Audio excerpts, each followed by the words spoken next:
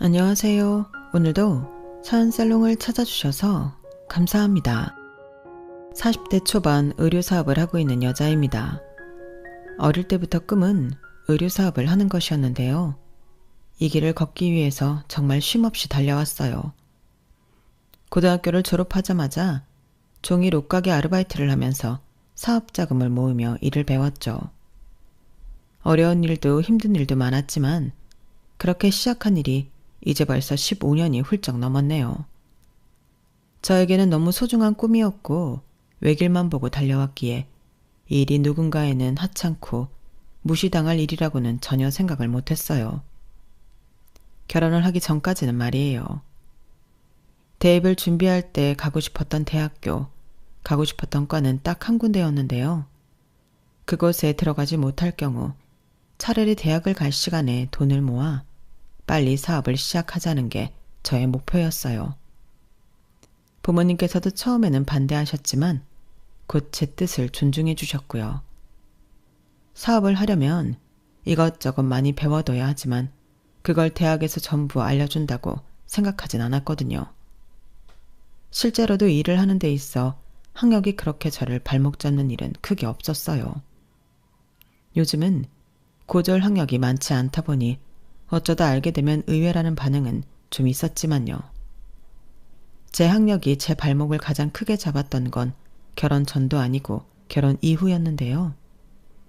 친한 친구의 소개로 20대 중반쯤부터 연애를 시작한 남편은 저와는 달리 집안 전체가 고학력자 집안이었어요. 시아버님부터 남편 그리고 서방님까지 소위 스카이라고 불리는 명문대를 차례대로 졸업했죠.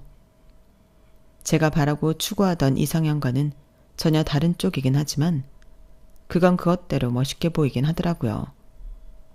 우리나라 사회에서 가장 존중받고 우러러보는 대학교, 그리고 그런 직업을 가진다는 건 절대 쉬운 일이 아니잖아요. 멋있고 존경받을 일이라고 생각은 했지만 저 또한 제가 원하는 길을 향해 걷고 있기에 급 차이가 많이 난다거나 감히 오르지도 못할 나무라거나 그런 쪽으로 생각해 본 적은 없었어요. 실제로 남편도 저를 그렇게 대해줬고요. 아니, 오히려 꿈을 향해 달려가는 저를 응원하고 부러워했죠. 나는 어릴 때부터 부모님이 하라는 대로 공부하고 가라는 대로 대학에 가고 좋다는 곳에 취직을 해서 당신이 참 부러워. 나도 내가 뭘 좋아하는지 깨닫고 노력해 볼 시간이 있었다면 좋았을 텐데 당신을 보고 있으면 하고 싶은 일이 있다는 건 참 멋지고 좋은 일인 것 같아. 그렇게 가정 환경부터 학력, 직업까지 너무나도 다른 저희 두 사람이었지만 서로를 이해하고 존중하며 사랑을 키워나갔어요. 3년간의 연애 끝에 남편의 청혼을 받아 결혼을 결심했고 아직 사업이 안정화되진 않았지만 이런 사람이라면 평생 반려자로 두어도 좋겠다 싶었죠. 처음 인사를 드리러 갔을 땐 제가 이런 결혼 생활을 하게 될 거라곤 상상도 못했어요. 시아버님은 일찍 돌아가셨고 시어머님과 시동생에게만 인사를 했거든요. 어머님은 절 따뜻하게 맞이해 주셨고 당시 시동생은 의대를 다니고 있었어요. 의류사업을 한다면서 사업이 말이 쉽지 보통 일이 아닐 텐데 젊은이가 고생이 많겠다. 마음대로 안 될 때도 많지만 워낙 어릴 때부터 하고 싶어 했던 일이라 괜찮아요. 일이 재미있어서 버틸만 한 것 같아요. 애가 아주 야무지고 강단 있어 보여서 좋으네. 이런 여자랑 결혼하면 우리 윤석이처럼 마음 어린 애는 꽉 잡고 잘 살아줄 수 있을 것 같은데? 나는 네가 참 마음에 든다. 우리 아들이랑 잘 살아주렴? 좋게 말씀해 주셔서 감사합니다, 어머님. 어머님은 다정다감한 분이었고 시동생은 무뚝뚝하고 말수가 적은 편이긴 했지만 딱히 불편하진 않았어요. 결혼하고 1년 정도는 정말 무난하게 보냈던 것 같아요. 그런데 결혼 2년 차쯤 도련님이 선을 보고는 결혼할 여자를 소개시켜주겠다고 해 온 식구가 모이는 자리였죠. 저보다 6살 많은 연상이고 상과 의사예요. 안녕하세요. 처음 뵙겠습니다. 시동생과 나이차가 꽤 있는 탓에 저보다도 연상이더군요. 뭔가 막연히 동서가 들어온다면 저보다 어릴 거라 생각했어서 처음엔 조금 당황했어요. 그래도 요즘 같은 세상에 나이 따위가 뭐가 대수냐 싶긴 하더군요. 형님 동서 같은 호칭은 격식으로만 갖추고 편하게 지냈으면 하는 게 저의 마음이었죠. 처음에는 동서도 제게 꽤 호의적이었던 것 같아요. 제 학력을 밝히기 전까지만 해도 말이죠. 형님은 무슨 일 하세요? 전 의류 사업을 하고 있어요. 마침 제가 이번에 새로 인부복 라인을 만들려고 준비 중이거든요. 산부인과 의사시니 몇 가지 여쭤볼 수도 있겠어요. 어머, 그럼요. 궁금한 게 있으시면 얼마든지요. 어려 보이셨는데 사업하시는구나. 집안에서 많이 밀어주셨나 봐요. 아, 그런 케이스는 전혀 아니고요. 어릴 때부터 의류 사업을 하는 게 꿈이라서 고등학교 졸업하자마자 아르바이트 하면서 자금도 모으고 현장 경험도 많이 쌓았어요. 그래서 남들보다 좀 어린 나이에 여기까지 올 수 있었던 것 같아요. 어머, 학업 병행하면서 아르바이트까지 해가며 사업 자금 모으는 게 쉬운 일이 아니었을 텐데 너무 대단하신데요. 아, 대학은 안 다녔어요. 가고 싶었던 학교가 있기는 했는데 합격을 못했거든요. 재수까지 지원해줄 형편은 아니었어서 한 번에 합격 못할 바엔 부모님 고생 조금이라도 덜 시키는 게 나을 것 같아서 바로 일을 시작했어요. 네? 정말요? 그럼 고졸이에요? 말로만 듣던? 누나, 무슨 말을 그렇게 해? 왜? 신기해서 그런데. 순간 분위기가 얼음물을 끼얹은 듯 싸늘해졌어요.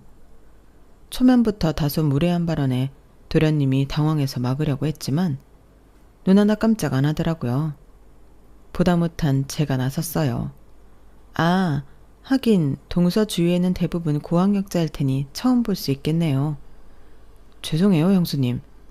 괜찮아요. 저도 산부인과 의사는 처음 만나서 신기해요. 그렇게 어영부영 수습을 하고 나서도 마음은 계속 찜찜하더라고요. 남편도 영 마음에 안 들어 했고요. 나이도 나름 먹을 만큼 먹은 사람이 예의가 없네. 나도 나랑 비슷한 사람만 만나면서 사니까 동서 같은 사람 만날 일이 잘 없어. 동서도 마찬가지였겠지. 요즘은 또 대학 안 나온 사람이 많은 건 아니잖아.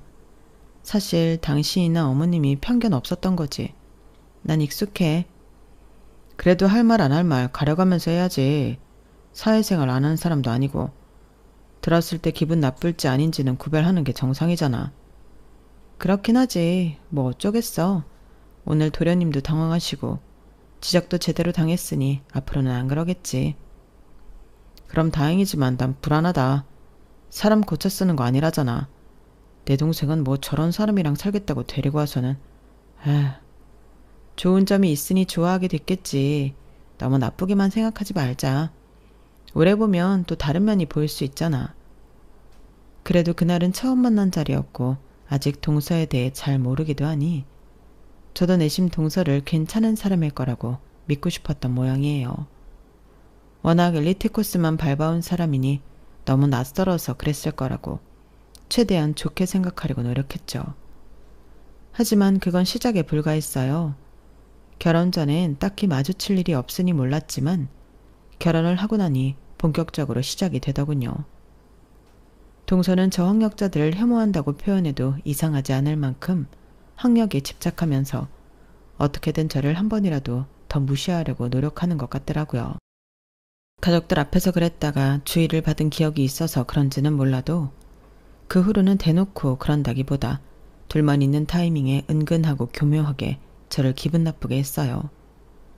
무슨 말만 하면 고졸이라서 힘들었겠다, 무시받지 않냐, 입만 열면 고졸고졸 하는데 정말 진절머리가 나더군요. 매번 고졸로만 갈구는 것도 슬슬 지겨운지 서너 번 못 들은 척 무시하니 무시하는 방법도 가지가지로 늘려오더군요. 한 번은 어머님 생신이셔서 어느 식당을 예약할까 하다가 문득 어머님이 지나치듯 했던 말씀이 떠올랐어요. 나는 평생을 이 집에서 남편이랑 아이들 밥 손수지어 먹이느라고 누가 해준 밥을 먹어본 적이 별로 없어. 마지막으로 누가 차려준 상을 먹어본 게 언제인지 기억도 잘 안 나는구나. 딱히 며느리들한테 상 차려달라고 한 말씀은 아니었고 살아온 이야기를 하시면서 지나가듯 하신 말씀이었지만 이상하게 그 말씀이 가슴에 콕 와닿더라고요. 평소에는 저도 사업 때문에 일에 치이고 체력적으로도 힘들어 상을 차려드릴 기회가 없었지만 그때는 마침 바쁜 일정을 끝내놓고 조금 여유가 생겼을 시기와 겹쳤어요. 이때가 아니면 언제 또 어머님 생신상을 챙겨보겠나 싶어서 제가 직접 나섰죠. 동서야 워낙 병원 일로 지치고 힘들 테니 도와달라거나 같이 하자는 말은 입 밖으로도 안 꺼냈어요. 차리는 김에 식구들 다 같이 먹을 상을 차린다는 생각으로 요리를 준비하기로 했어요. 메뉴를 몇 가지 정해서 한참 장을 보고 있는데 동서한테 전화가 오더라고요. 아니 형님, 생신상을 차리신다고요? 아, 네. 전에 어머님이 누군가 차려주는 상을 드셔보신 지 오래되셨다고 했던 게 생각이 나서 마침 요즘 일도 여유가 있어서 해보려고요. 아, 내가 괜찮은 한정식집 예약하려고 했는데 여기 예약하기 힘든 곳인데 인맥이 있어서 당일 예약도 받아준댔거든요. 그냥 여기로 가시죠? 이번에 안 가면 못 갈 것 같은데.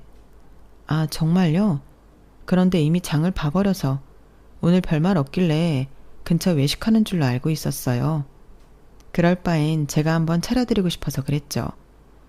조금 아쉽긴 하지만 거긴 다음에 기회가 되면 가보면 안 될까요?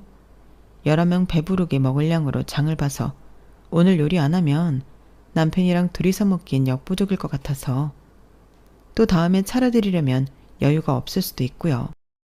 그러지 말고 그냥 가서 먹어요. 뭐 그렇게 대단하게 요리한다고 그래요?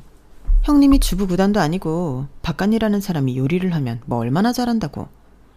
그냥 유명한 한정식집에서 때깔 좋은 음식 푸짐하게 먹는 게 낫지. 거긴 임금님 수라상 부럽지 않게 나오는데 집에서 서툴게 차린 밥상보다야 훨씬 낫지 않겠어요? 그 말에 잠깐 마음이 흔들리긴 하더라고요. 순간 장 본 걸 그냥 어머님과 동선에 나눠주고 식당에 가야 하나 싶었지만 그래도 오늘이 아니면 또 이렇게 마음 먹고 생신상 차려드리기가 쉽지 않을 것 같아 마음 단단히 먹고 부탁 아닌 부탁을 했죠.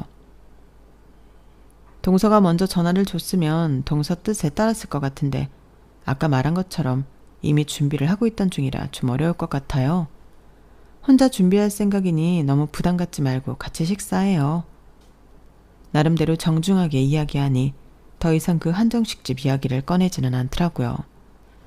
그래서 안심하고 식사를 준비했죠.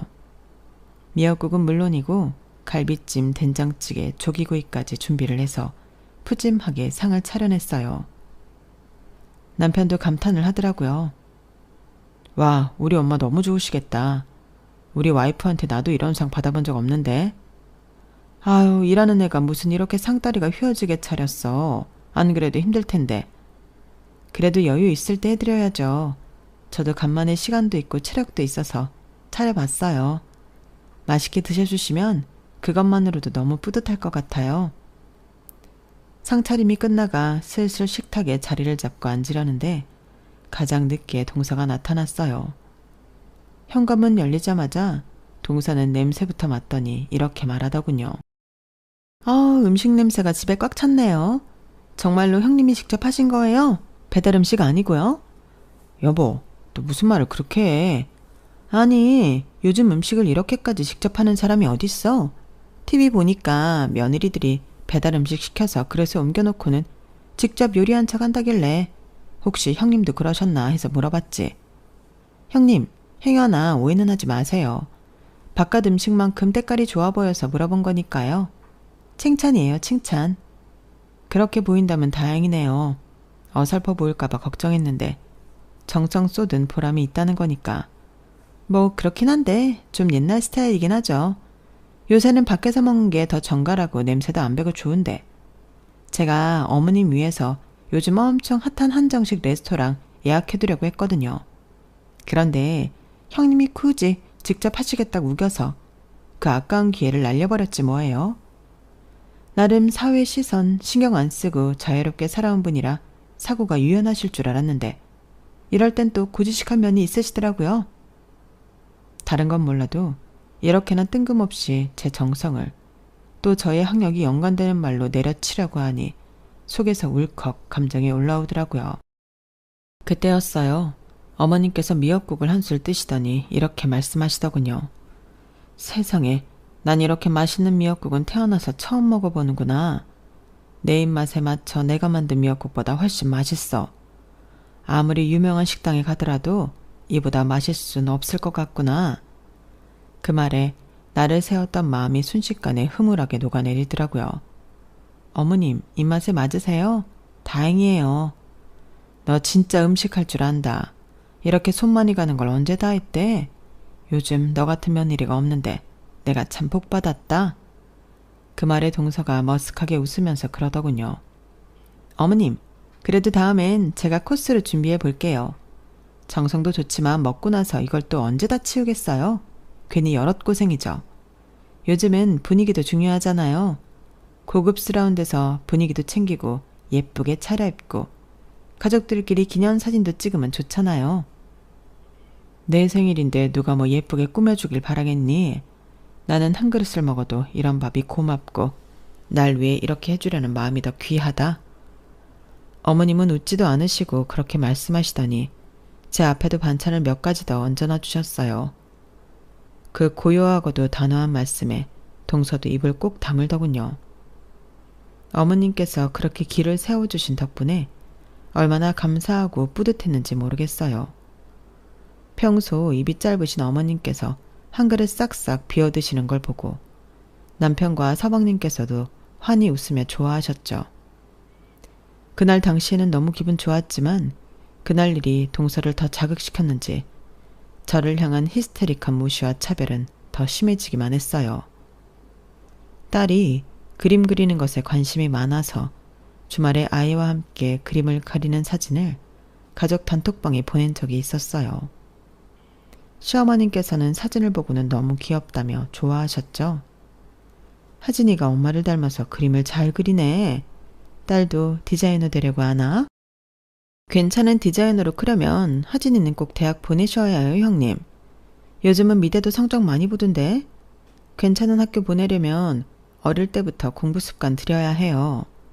벌써부터 이렇게 그림이나 그리고 헛바람 들이면 학습에 공백 생기고 공부 습관도 안 들어요. 뭐 수준에 맞게 키우는 거겠지만. 여보, 하진이 교육은 형이랑 형수님이 알아서 시키겠지. 당신 참견 좀 하지 말어. 걱정이 돼서 그러지. 그래도 나름대로 우리 집 식구들 다 고학력자인데 형님만 고졸이잖아. 말이 좋아 사업까지 하진이까지 그렇게 불안정하게 키워서야 되겠어? 너희 부부싸움 할 거면 방에서 나가라. 귀여운 손주 사진 보면서 기분 좋았는데 교육이 어쩌니 저쩌니. 너네는 애부터 낳고 그런 소리 해라. 어머님께서 쓴소리로 정리하니 그제서야 조용해지더군요. 아이까지 건드리니 저도 더 이상 못 참겠더라고요. 동서가 다음에 면전에서도 그런 소리를 뱉으면 절대 참지 않고 본때를 보여줘야겠다고 생각했어요. 그런데 그 다음 가족 모임에서 우연히 동서와 친정 식구와 잠깐 나누던 통화를 듣게 된 후 살짝 마음이 약해지더라고요. 아니 나 지금 시댁 왔어. 말했잖아. 나보다 어린 형님이 있다고. 진짜 볼 때마다 짜증나 죽겠다니까. 고졸에 무슨 의류사업 한다고 엄청 나대. 난 내금 높여서 이런 집안에 시집 오려고 어릴 때부터 얼마나 열심히 공부했는데 고졸 주제에 어떻게 재주도 좋게 이런 집안에 시집 와서는 더 짜증나는 건 어머님이 도무지 차별할 생각을 안 한다니까. 본인 아들들은 그렇게 열심히 공부시켜서 좋은 대학, 좋은 직업 가지게 있으면서 어떻게 차별을 안 할 수가 있지? 진짜 약 올라 죽겠어. 나는 조건만 보고 선보고 결혼해서 남편이랑 별로 애틋하지도 않은데 시댁 모임 할 때마다 아주버님이랑 둘이 하하호호 아주 원앙새 마냥 붙어있는 거 보면 속에서 천불이 난다니까. 둘이서 무슨 대단한 사랑을 한다고. 참나. 처음엔 울컥해서 중간에 끼어들어서 동서와 싸워볼까도 생각했어요. 그런데 이야기를 듣다 보니 동서가 저한테 왜 그렇게 심술궂게 굴은지 조금은 이해가 가더군요. 시동생과 동서는 선을 보고 짧은 시간 연애를 한 후 바로 결혼한 케이스였거든요. 그 때문인지 같이 살면서 뒤늦게 안 맞는 부분들을 서로 발견했고 남편에게 둘이 사이가 썩 좋지 않은 것 같다는 이야기도 이미 들은 적이 있었거든요. 남편과 저는 연애 결혼으로 결혼해 다른 부부들보다 사이가 꽤 좋은 편이었어요. 그게 시댁 모임에서도 티가 났던 모양인지 그게 질투가 났었나 보더군요. 그렇게 잘난 사람이 겨우 그런 이유도 그렇게 무시하던 고졸 형님에게 열등감을 느낀다는 게 참 우습기도 하고 한편으로는 안쓰럽기도 하더군요. 동서가 어떤 환경에서 그렇게 애써서 여기까지 왔는지 알 것도 같았지만 그렇다고 무작정 이해해 줄 이유는 없다고 생각했어요. 그래도 이런 속 깊은 이야기를 엿듣게 된 이상 완전히 적대적인 관계로 돌아서는 것보다는 최대한 관계를 좋은 쪽으로 진전시켜 보자는 방향으로 생각이 바뀌긴 하더군요. 그래서 큰맘 먹고 동서의 생일날 제가 직접 만든 편한 홈웨어를 동서에게 선물했어요. 평소 동서가 자주 입는 스타일을 눈여겨봤다가 고려해서 만들었죠. 오직 동서만을 위해 만든 거라 단 하나뿐인 홈웨어였어요. 동서, 병원 일 힘들 텐데 집에 있을 때라도 편안한 옷 입으라고 직접 옷을 좀 만들어봤어요. 이런 스타일 좋아하시는 것 같아서 참고해서 만들어봤는데 어떠세요?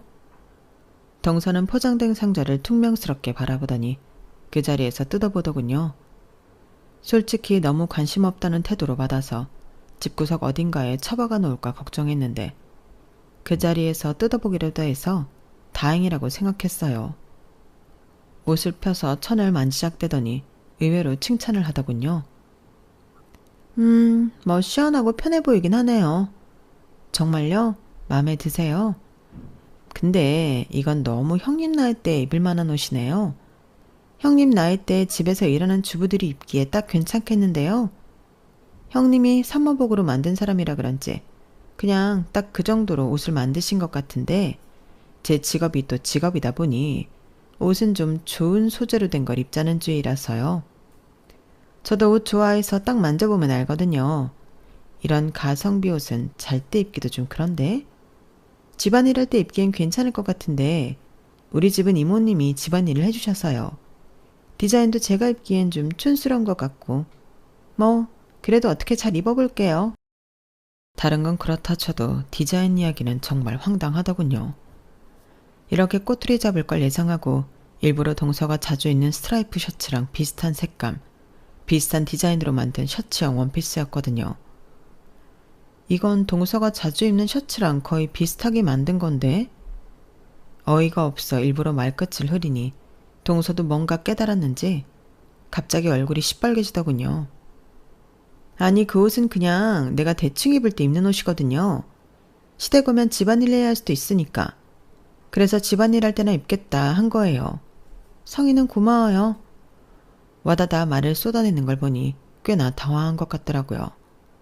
기껏 본인 생각해서 열심히 만들어줬는데 저런 소리나 하니 저도 인간이다 보니 기가 막히고 화가 나더군요. 다시 뺏어버릴까 생각도 했지만 말로 제대로 한 번 먹인 것 같아 그날은 그냥 넘어가 줬어요. 하지만 그렇게 한 번 넘어가 주니 동서는 또 끝을 모르고 선을 넘더라고요. 동서에겐 무시당했지만 사실 제가 만드는 옷들은 소비자들도 인정할 정도로 가성비와는 거리가 먼 최고의 품질로 신경 써서 만들고 있었어요. 유행 타지 않은 디자인을 오래도록 입을 수 있게 하는 것이 저의 옷 철학이기도 했고 특히나 산모복 라인은 저도 아이를 출산해본 여자로서 정말 애정을 담아 좋은 소재로 산모들이 부담 없이 손이 자주 가게끔 편안하고 배가 잘 가려지는 디자인으로 만들었죠. 그러다 보니 어느 순간부터 입소문을 타서 한 매체에 소개가 되었고 그때부터 사업이 날개를 달고 성장하기 시작했어요. 처음에는 산모복으로 유명해졌지만 마케팅 담당 직원들이 센스 있게 홍보를 시작하면서 다른 옷 라인들도 인기를 얻게 되어 매출이 급상승하게 되었죠. 사업이 잘 되기 시작하니 그동안 저를 응원해줬던 가족들, 주변 사람들을 더 챙기게 됐어요. 무슨 일이든 항상 무모하게 뛰어드는 저를 늘 잘 될 거라고 믿고 곁에서 묵묵하게 응원해줬던 게 너무 감사하다는 생각이 들었거든요. 그렇게 시댁에도 제 사업이 번창하고 있다는 소식이 전해지게 되었어요. 세상에 역시 일을 좋아하는 마음으로 열정을 가지고 한 우물만 파니 빛을 보는 날이 오는구나. 나도 네가 가져다주는 옷들 정말 잘 입고 있었다. 예쁜데 편하기까지 하니 잘 안 될 리가 없지. 너무 축하해.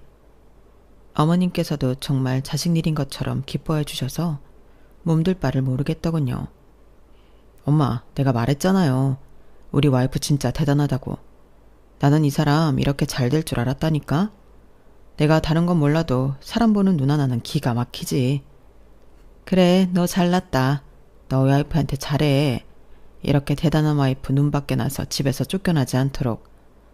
아이 참, 엄마는? 남편 역시 제가 이 사업에 얼마나 진심이었는지 제일 가까이에서 오랫동안 지켜봐온 사람이었기에 사업이 잘 되니 자기 일보다 더 기뻐하며 여기저기 자랑을 하고 다녔어요. 시댁에서도 그렇게 팔불출처럼 자랑을 하니 부끄러우면서도 기분이 좋았는데 그렇게 화기애애한 분위기가 영 마음에 안 들었는지 가만히 듣고만 있던 동서가 결국 찬물을 끼얹더군요. 근데 뭐 지금 당장 잘 되는 건 너무 축하할 일이긴 하지만 좀 긴장하셔야 할 때인 거 아닌가? 사업이라는 게 원래 잘 될 때도 있고 안 될 때도 있고 이렇게 상승세면 바로 다음에 하락세가 기다리고 있을지도 모르는 일인데 사업이 안정적인 직업도 아닌데 너무 이렇게 마음 놓고 다 끝난 것처럼 마냥 기뻐할 일은 아닌 것 같아요. 앞으로가 중요한 거 아닌가? 여보, 당신은 무슨 이 상황에 그런 얘기를 해.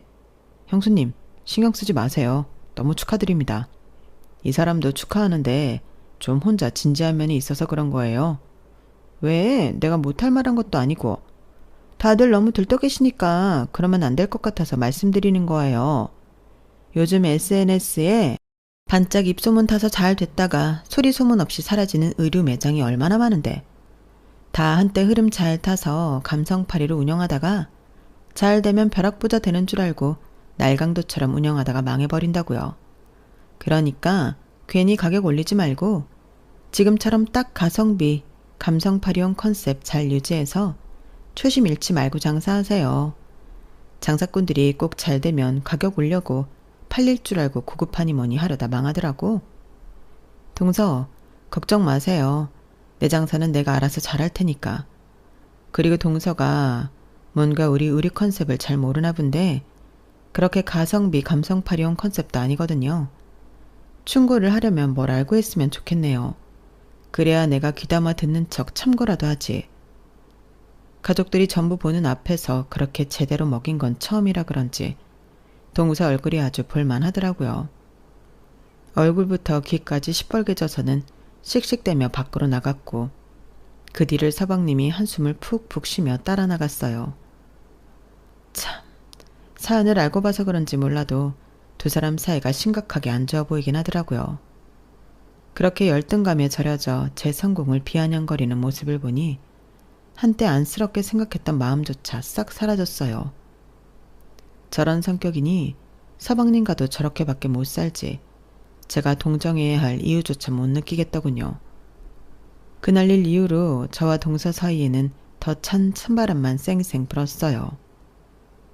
그나마 제가 노력해서 대면대면한 관계였는데 제 쪽에서 동서를 무시하기 시작하니 집안 분위기가 말도 못하게 싸늘해지더라고요. 동서 역시 그걸 느꼈는지 저에게 틱틱대는 강도가 날로 더 심해져만 갔죠. 반응을 안 하고 투명인간 취급을 하니 어떻게든 제 심기를 건드려 보려고 안달이 난 사람처럼 굴었어요. 하다 트집 잡을 게 없으니 병원에 오는 환자들, 간호사들 학력까지 들먹어가며 제 심기를 긁으려고 노력하더군요. 그럴수록 지쳐가는 서방님과 한심하다는 듯 질려하는 어머님의 표정은 동서만 똑바로 보지 못하더군요. 그러다 결국은 사건이 터졌어요. 이런 삭막한 분위기를 개선해보려고 하셨는지 어머님께서 동서의 생일날 동서와 저를 초대해서 집밥을 해주시겠다고 하셨어요.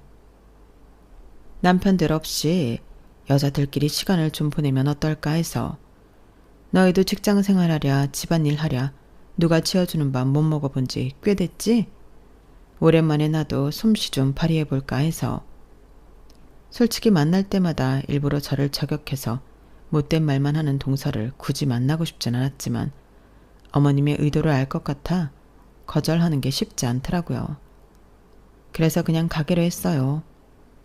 동서는 본인 생일에 어머님께서 생일상을 차려주겠다는데 안 올 이유가 없었겠죠. 그렇게 처음으로 남자들은 빼놓고 시댁 여자들만 모임을 하게 됐어요. 어머님께서는 혼자 어떻게 다 하셨는지 상도 푸짐하게 차려내셨더라고요. 어머님 너무 고생하셨어요. 일찍 부르시지. 아유, 아니야. 이 정도는 해야 다들 여기까지 온 보람을 느낄 거 아니니. 맛있게 먹어주고 즐겁게 보내다 가면 그걸로 충분해. 어머님께서 이렇게 하시니 오늘은 동서가 무슨 말을 하더라도 불편한 기색 내뱉지 않고 즐거운 척 있다가 가야겠다 싶었어요. 다행히 동서도 어머님의 정성에 조금은 감격한 느낌이었고 기분이 좋아 보이더라고요.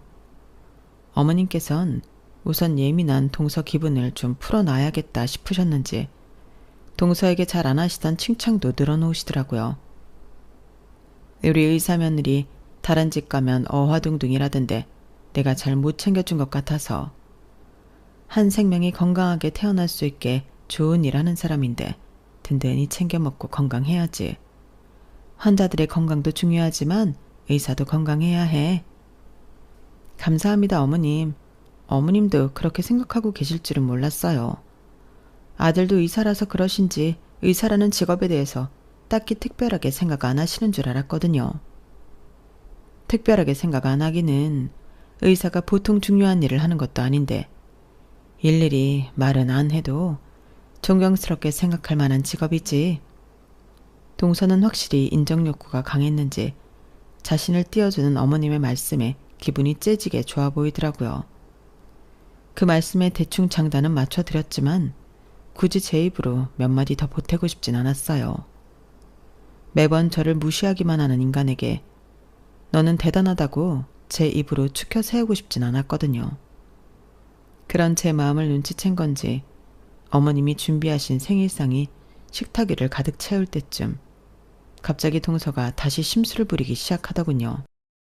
어머님 근데요. 이 좁은 식탁에서 저희 셋이 밥을 같이 먹나요? 세 사람 정도 앉긴 충분한 식탁인데 왜 불편하니? 그게 아니라요. 오늘만큼은 어머님한테 모처럼 의사로서 대접도 받았는데 굳이 고졸인 형님이랑 겸상하고 싶지가 않아서요. 밖에서는 저렇게 학력 낮은 사람들이랑은 같이 밥상머리에 앉아서 밥도 안 먹거든요. 뭐라고? 너 지금 그게 할 말이니? 아니, 같이 밥상머리에 앉아서 밥만 먹을 수 있나요? 같이 먹다 보면 자연스럽게 이야기도 한두 마디 오가는데 뭐 수준이 맞아야 같이 먹죠. 학력이 낮은 분들이랑 식사를 하면 꼭 무식한 소리를 한마디씩 해서 제 입맛을 뚝 떨어뜨리더라고요. 오늘은 어머님이 제 생일이라고 이렇게 정성스럽게 차려주신 음식인데 입맛 떨어지면 아깝잖아요. 맛있게 먹고 싶어서 그래요. 아, 저 인간 또 시작이네 싶어 저도 모르게 표정이 굳었는데 순간 어머님 표정을 보니 어머님 표정이 더 싸늘하게 굳어있어 흠칫 놀랐어요. 예, 그러는 넌 대체 나랑은 어떻게 겸상을 하니? 네? 어머님이 왜요? 어머님은 괜찮죠? 저랑 수준이 맞으시잖아요. 너랑 내가 수준이 맞을 리가 있겠니? 너는 대단하신 명문대 나온 대단하신 의사고 나는 고등학교도 졸업 못한 중졸 가정부인데? 네? 어머님, 그게 무슨 말씀이세요? 너는 이 집에 남편이랑 시아버지 직업만 보고 들어오니 몰랐겠지만 이 집에 너 같은 고학력자만 있는 건 아니란다. 너는 너희 집에서 다 지원해주고 네 꿈을 위해서 노력해서 의사가 될 수 있었겠지만 아닌 사람도 있는 거야. 그런데 너랑 환경과 꿈이 좀 달랐다고 해서 사람을 그렇게 무시해도 되는 거니? 겸상했을 때 너만 입맛 떨어지는 거 아니야. 너랑 같이 밥 먹을 때마다 네가 그딴 소리 할 때마다 내 입맛도 뚝뚝 떨어져. 알고는 있니? 어머님 잠시만요. 저는 전혀 몰랐어요. 어머님이 중졸이신지요? 왜? 몰랐으면 이 집안에 시집도 안 왔을 거니? 내가 시집살이 할 때 시부모님이 꼭 너 같았어.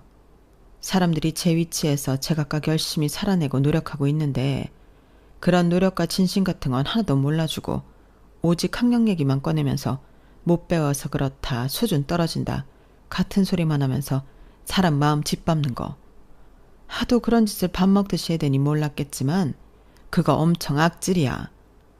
내 작은 아들이 어쩌다 이런 여자를 만났는지 내가 매번 불쌍해서 가슴이 미어지다가도 우리 가족이니 받아들이자. 잘해주다 보면 그 삐뚤어진 마음도 나아지겠지 해서 노력했는데 너는 더 이상은 안 되겠다. 너는 어떻게든 너보다 어린 네 형님 짓밟고 싶었겠지만 네가 짓밟은 건 한 사람만이 아니야. 네가 그동안 한 말들 내가 다 담아두고 있었다. 어머님은 갑자기 벌떡 일어나시더니 안방으로 가 핸드폰을 가져오셨어요. 그리고 녹음하신 내용들을 트셨죠. 거기엔 평소에 동서가 자기보다 학력이 낮은 의사들, 간호사들, 그리고 저소득층 환자들까지 무시하고 차별하던 발언들이 담겨 있었어요. 너 그렇게 잘난 척 해대는 의사생활 이런 식으로 하고 있었던 게 밝혀져도 계속할 수 있을까? 어머님, 이게 뭐예요? 그동안 제가 하던 말들을 다 녹음하신 거예요? 그래, 솔직히 네가 한 말들 의사윤리에 어긋난다고 생각해. 환자가 어떤 환경이든 상관없이 정성으로 돌봐야지. 의사가 그런 걸 재는 게 말이 되니? 내 아들도 의사지만 내 아들은 그 오랜 기간 병원에서 일하면서 너 같은 소리 한 적 한 번도 없다. 너 같은 의사는 의사 자격도 없어. 당장 가족의 마음부터도 어떻게든 상처내지 못해서 안달난 네가 무슨 그런 알량한 마음으로 환자를 돌보겠니? 나한테 딸이 있다면 너 같은 의사가 있는 병원에 보내기도 싫다. 그래서요. 그걸 지금 어디 공개라도 하시겠다는 거예요? 어디 그렇게 해보세요. 어차피 의사 면허 중지가 그렇게 쉬운 것도 아니고요. 어머님 그 녹음본 공개하면 저도 어머님 고소할 거예요. 그렇게 끝까지 가실 수 있으면 한번 해보세요. 동서는 욱했는지 결국 건널 수 없는 강을 건너고 말았어요. 어머님께서는 얼굴이 시뻘개지시더니 상을 업곤 동서를 내쫓았어요. 너 같은 인간 말정도 며느리라고 잘 해보자 했던 내가 바보지. 당장 내 집에서 나가. 어머 웬일이야. 제가 이래서 가방 끈 짧은 사람이랑 수준 안 맞는다고 했던 거예요. 오라 할 땐 언제고 화났다고 이런 식으로 구는 경우가 어딨어요. 세상에 기막혀서. 어머님이 하루 종일 차리셨을 상이 엎어지니 제 마음이 다 안 좋더라고요. 묵묵히 바닥에 엎어진 상을 치우며 어머님의 화가 가라앉을 때까지 자리를 지켰어요. 조금 시간이 지나고 나서야 어머님께 조심스레 말을 걸었죠. 어머님이 올리시겠다고 한 말씀은 아니었는데 동서가 뭔가 단단히 착각을 한 모양이네요. 동서도 참 저런 욱하는 성격 좀 고쳐야 하는데. 그래, 너는 그래도 날 제대로 봐줬구나. 쟤 저렇게 시도 때도 없이 사람한테 폭언하는 거 그거 고쳐보려고 직접 듣게 한 건데 영 다른 쪽으로 오해를 해서는. 근데 말이다. 나 생각이 좀 바뀌었다. 마지막까지 발악하는 거 봤지? 시험이고 뭐고 눈에도 안 보여서는. 내가 작은 애 둘이 이혼하는 한이 있더라도 이건 공개를 해야겠다. 가족이 아니라 공익 차원에서라도. 저런 의사는 경고 조치를 받아야 해. 정말로 올리시게요? 내가 못할 것 같다고 생각하는 게 기가 차서라도 할 건 해야겠다. 뭐? 고소? 그래. 어디 한번 끝까지 가보자 그래. 저도 그동안 당한 게 있어서인지 어머님을 끝까지 뜯어 말리지 못하겠더라고요. 어머님이 중졸이신 건 저도 처음 알았거든요. 그동안 동서가 사람 안 가리고 폭언했던 게 어머님 마음도 얼마나 난도질 해놨을지 생각하니 아찔했어요. 어머님은 결국 며칠 후 병원 게시판에 동서의 녹음 파일을 올렸고 병원은 뒤집어졌어요. 소문이 일파만파 퍼져 동서의 이름이 알려졌고 산모들 커뮤니티에서 유명해지고 말았죠. 이 사실을 알게 된 동서는 발작을 일으키며 고소하겠다고 난동을 부렸어요. 하지만 사범님의 저지로 인해 실질적으로 고소까진 가지 못했어요. 두 분이서 어떻게 합의한 건지 몰라도 몇 개월 못 가서 이혼 소식이 전해졌어요. 그동안 형수님한테 막대한다는 걸 알면서도 끼어들지 못해서 죄송했습니다. 제가 사람을 잘못 봐도 한참 잘못 봤네요. 결국 형수님의 엄마까지 상처 입히고 잘 안 맞는다는 걸 아는 순간부터 고민을 했어야 했는데 하루하루 주어진 일 하느라 바빠 방치해뒀더니 결국 이렇게 굶어서 터져버리네요.